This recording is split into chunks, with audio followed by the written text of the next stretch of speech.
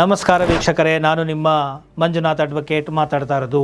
ಇವತ್ತು ಕರೋನಾ ವೈರಸ್ಸಿನ ರೀತಿಯಲ್ಲಿಯೇ ಮತ್ತೊಂದು ವೈರಸ್ಸಿನ ಒಂದು ಪ್ರವೇಶ ಈ ವಿಶ್ವಕ್ಕೆ ಆಗಿದೆ.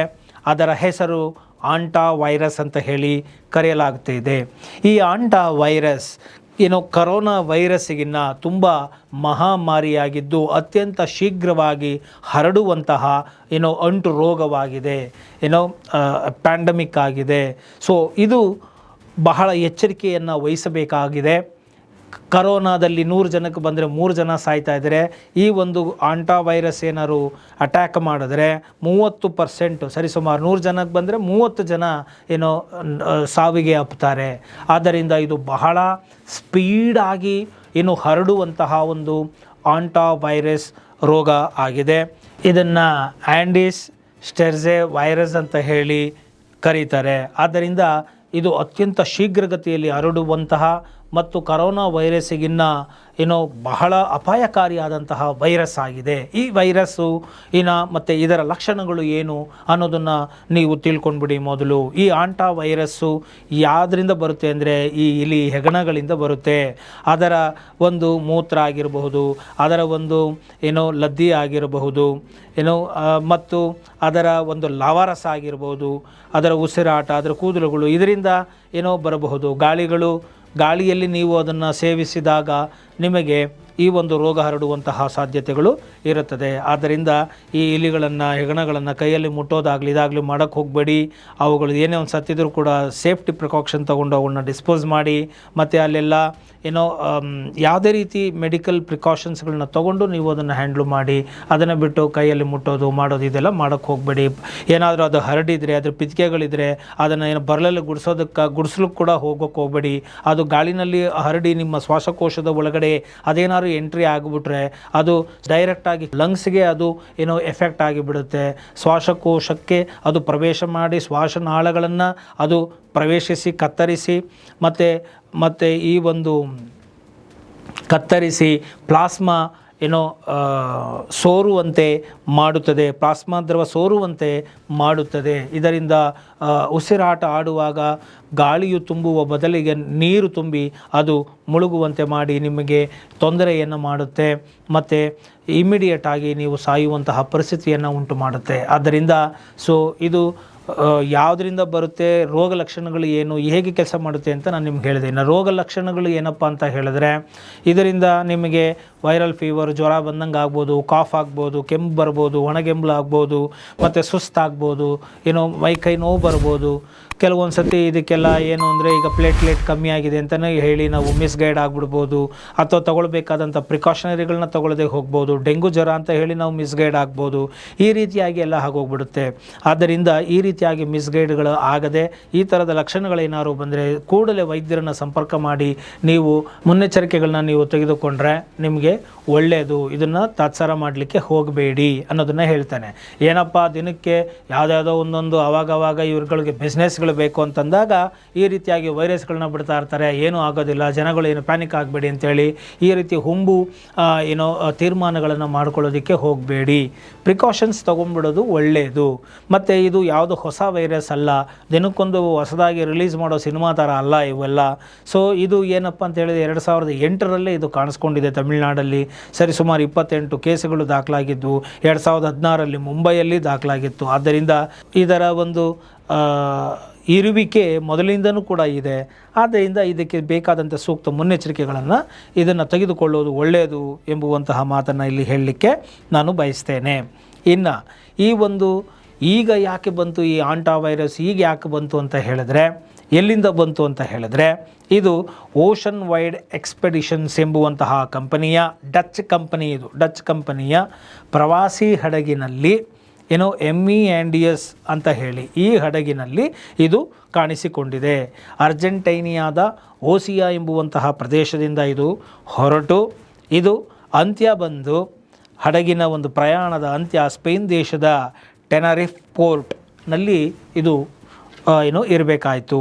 ಅಂದರೆ ಈ ಒಂದು ಪ್ರಯಾಣದಲ್ಲಿ ಒಂದು ನೇಚರನ್ನು ನಾವು ಎಂಜಾಯ್ ಮಾಡೋಣ, ಒಂದು ಹಕ್ಕಿಗಳ ಕಲರವ ಆಗಿರ್ಬೋದು, ಒಂದು ಐಸ್ಬರ್ಗ್ ಆಗಿರ್ಬೋದು, ಮತ್ತು ಏನೋ ಒಂದು ಸಮುದ್ರದ ಒಂದು ಪ್ರಶಾಂತತೆ ಆಗಿರ್ಬೋದು, ಸೌಂದರ್ಯ ಆಗಿರ್ಬೋದು, ಜಲಚರಗಳನ್ನು ನೋಡೋದಾಗಿರ್ಬೋದು.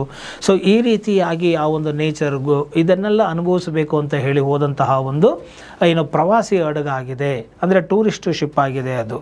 ಸೊ ಇಲ್ಲಿ ಏಕಾಏಕಿ ಈ ಒಂದು ರೋಗ ಕಾಣಿಸಿಕೊಂಡಿದೆ. ಈ ಹಡಗಿನಲ್ಲಿ ಸರಿಸುಮಾರು 149 ಜನ ಇದ್ದು, ಅದರಲ್ಲಿ 88 ಜನ ಪ್ಯಾಸೆಂಜರ್ಸ್ಗಳಿದ್ದು, ಪ್ರವಾಸಿಗರಿದ್ದು, ಮಿಕ್ಕಿದ ಇನ್ನು 61 ಜನ ಸರಿಸುಮಾರು 61 ಜನ ಸ್ಟಾಫ್ಗಳಿರ್ತಾರೆ. ಅದರಲ್ಲಿ 8 ಜನಕ್ಕೆ ಈ ಒಂದು ರೋಗ ಸೋಂಕು ಹರಡಿದೆ. 3 ಜನ ಈಗಾಗಲೇ ಅದರಲ್ಲಿ ಸತ್ತಿದ್ದಾರೆ. ಮತ್ತು ಅದರಲ್ಲಿ 2 ಭಾರತೀಯರು ಕೂಡ ಇದ್ದರು ಅಂತ ಹೇಳಿ ಕೇಳಿ ಬರ್ತಾ ಇದೆ. ಅಂದರೆ ಆ ಭಾರತೀಯರು ಅಡುಗೆ ಕೆಲಸ ಇದು ಮಾಡಿಕೊಂಡು ಇರಬಹುದು. ಸೊ ಈ ರೀತಿಯಾಗಿ ಈ ಒಂದು ಶಿಪ್ಪಿನ ಒಂದು ವಿಚಾರಕ್ಕೆ ಸಂಬಂಧಪಟ್ಟಂತೆ ಇಲ್ಲಿ ಮೊದಲು ಗಂಡನಿಗೆ ಸಮಸ್ಯೆ ಆಗುತ್ತೆ. ಅವರನ್ನು ಸೌತ್ ಆಫ್ರಿಕಾದ ಜಾಗದಲ್ಲಿ ಅವರನ್ನು ಇಳಿಸ್ತಾರೆ. ಅಂದರೆ ಈ ಒಂದು ಪ್ರಯಾಣ ಸ್ಟಾರ್ಟ್ ಆದ 10 ದಿನಗಳ ನಂತರ ಸೌತ್ ಆಫ್ರಿಕಾದ ಜಾಗದಲ್ಲಿ ಇವರನ್ನು ಇಳಿಸ್ತಾರೆ. ಅದರ ನಂತರ ಆಕೆ ಫ್ಲೈಟ್ ಮುಖಾಂತರ ಹೊರಡ್ತಾರೆ. ಐಸ್ಬರ್ಗ್ ಅಲ್ಲಿಗೆ ಹೊರಡಿ ಅಲ್ಲಿ ಹಾಸ್ಪಿಟ್ಲಿಗೆ ಇವರು ಅಡ್ಮಿಟ್ ಆಗ್ತಾರೆ. ಲ್ಯಾಬೊರೇಟ್ರಿನಲ್ಲಿ ಆಂಟಾ ವೈರಸ್ ಬಗ್ಗೆ ಗೊತ್ತಾದಾಗ ಗಾಬರಿಯಾಗಿ ಇದು WHO ಅಥವಾ ವರ್ಲ್ಡ್ ಹೆಲ್ತ್ ಆರ್ಗನೈಜೇಷನ್ ಅಂತ ಹೇಳಿ ಅವರಿಗೆ ಇದು ವಿಷಯ ಮುಟ್ಟುತ್ತೆ. ಮತ್ತು ಎಲ್ಲ ಪ್ರಿಕಾಷನರಿ ಸ್ಟೆಪ್ಸ್ಗಳನ್ನ ತೊಗೊಳ್ಬೇಕು ಅಂತ ಹೇಳಿ ಹೇಳಿದ್ದಾರೆ. ಸೊ ಈಗ ಅವರು ಹೋಗಿ ಹಡಗು ಮುಟ್ಟಿದಾಗ ಸೊ ಅಲ್ಲಿ ಅವರುಗಳನ್ನು ಕ್ವಾರಂಟೈನಲ್ಲಿ ಇರಿಸಿ 45 ದಿನ ಇರಿಸಿ ಸ್ಕ್ರೀನಿಂಗ್ ಮಾಡಿ ಅದೆಲ್ಲ ಟೆಸ್ಟ್ಗಳನ್ನು ಮಾಡಿ ಎಲ್ಲ ಸರಿ ಹೋದ್ಮೇಲೆ ಬಿಡಬೇಕು ಅಂತ ಹೇಳಿ, ಮತ್ತು ಈ ಹಡಗಿನಿಂದ ವಿಮಾನದವರೆಗೂ ಇವರು ಎಲ್ಲಿಂದ ಬಂದರು, ಯಾವ ಕಡೆ ಬಂದರು ಅದನ್ನು ಕೂಡ ಎಲ್ಲ ಟೆಸ್ಟ್ ಮಾಡಿ ಹಿಸ್ಟ್ರಿ ಎಲ್ಲ ಚೆಕ್ ಮಾಡಿ ಸೊ ಆ ಒಂದು ನೆಸೆಸರಿ ಸ್ಟೆಪ್ಸ್ಗಳನ್ನು ಕೂಡ ತಗೊಳ್ತಾ ಇದ್ದಾರೆ. ನೋಡಿ, ಇಷ್ಟೆಲ್ಲ ಆದ್ರೂ ಕೂಡ ನಾನು ಹೇಳೋದು ಏನಪ್ಪ ಅಂತ ಹೇಳಿದ್ರೆ, ಭಾರತ ಎಷ್ಟರ ಮಟ್ಟಿಗೆ ಇದು ರೆಡಿ ಆಗಿದೆ ಅನ್ನೋದನ್ನು ಕೂಡ ನಾವು ನೋಡ್ಕೋಬೇಕಾಗತ್ತೆ. ಈಗೆಲ್ಲ ನೋಡಿ ಅಣ್ವಸ್ತ್ರಗಳನ್ನ ಬಳಕೆ ಮಾಡೋದು, ರಾಕೆಟ್ ಉಡಾಯಿಸೋದು, ಬಾಂಬ್ ಹಾಕೋದು ಇವೆಲ್ಲ ಅಲ್ಲ. ಈಗೆಲ್ಲ ಬಯೋ ವಾರ್ ಅಂತ ನಾವು ಕರೀತೇವೆ. ಈ ರೀತಿಯಾಗಿ ಯಾವುದೋ ಒಂದು ರೂಪದಲ್ಲಿ ಬಿಟ್ಟುಬಿಡೋದು, ಹರಡ್ಕೊಂಡು ಹೋಗಲಿ ಪ್ಯಾಂಡಮಿಕ್ ರೋಗ ಅಂತ ಹೇಳಿ. ಸೊ ಅದಕ್ಕೆ ಬಲಿಯಾಗಿ ಸಾವಿರಾರು ಜನಗಳು ಸಾವಿಗೆ ಈಡಾಗುವಂತಹ ಒಂದು ಪ್ರಸಂಗ ಒದಗಿಬಿಡುತ್ತೆ. ಆದ್ದರಿಂದ ಸೊ ಈ ರೀತಿಯಾಗಿ ಯಾರೇ ಬರಲಿ ಅದಕ್ಕೆ ಮುನ್ನೆಚ್ಚರಿಕೆ ಕ್ರಮಗಳನ್ನು ತೆಗೆದುಕೊಳ್ಳಬೇಕು, ಪ್ರಿಕಾಷನ್ಗಳನ್ನು ನೀಟಾಗಿ ಇರಬೇಕು. ಎಲ್ಲ ಬಂದ ಮೇಲೆ ಕೋಟೆ ಬಾಗಿಲು ತೆಗೆದಿರ್ತಾರೆ, ಎಲ್ಲ ಬಂದು ಕೊಳ್ಳೆ ಹೊಡ್ಕೊಂಡು ಹೋದ್ಮೇಲೆ ಕೋಟೆ ಬಾಗಿಲು ಹಾಕಿದ್ರೆ ಏನು ಪ್ರಯೋಜನ? ಆ ರೀತಿಯಾಗಿ ಆಗಬಾರ್ದು. ಸೊ ಮುನ್ನೆಚ್ಚರಿಕೆ ಕ್ರಮಗಳನ್ನ ತಗೊಂಡಿರಬೇಕು. ಎಲ್ಲ ರೀತಿಯ ವ್ಯವಸ್ಥೆಗಳನ್ನು ಮಾಡಿಕೊಡಬೇಕು ಅಂತ ಹೇಳಿ ನಾನು ಇಲ್ಲಿ ಸರ್ಕಾರಕ್ಕೂ ಮನವಿಯನ್ನು ಮಾಡ್ತಾ ಇದ್ದೇನೆ. ಸೊ ಯಾವ ಪ್ರಜೆಗಳಿಗೂ ನಾಗರಿಕರಿಗಳಿಗೂ ಕೂಡ ತೊಂದರೆಯಾಗದಂತೆ ಮುನ್ನೆಚ್ಚರಿಕೆಗಳನ್ನು ತೆಗೆದುಕೊಳ್ಳಬೇಕು ಅಂತ ಹೇಳಿ ನಾನು ಇಲ್ಲಿ ಹೇಳ್ತೇನೆ. ಸೊ ಮುನ್ನೆಚ್ಚರಿಕೆಗಳು ಏನಪ್ಪ ಅಂತ ಹೇಳಿದ್ರೆ, ವಾಸ ಮಾಡುವಂತಹ ಮನೆ ಆಗಿರಬಹುದು, ಅಥವಾ ಕೆಲಸ ಮಾಡುವಂಥ ಆಫೀಸ್ ಆಗಿರ್ಬೋದು, ಅಥವಾ ನಾವು ಇರುವಂಥ ಸ್ಥಳಗಳನ್ನು ಶುದ್ಧವಾಗಿ ಇಟ್ಟುಕೊಳ್ತಕ್ಕಂಥದ್ದು, ಇಲಿಗಳು ಹೆಗ್ಗಣಗಳು ಬರದೇ ಇರೋ ರೀತಿಯಲ್ಲಿ ನೋಡ್ಕೊಳ್ತಕ್ಕಂಥದ್ದು.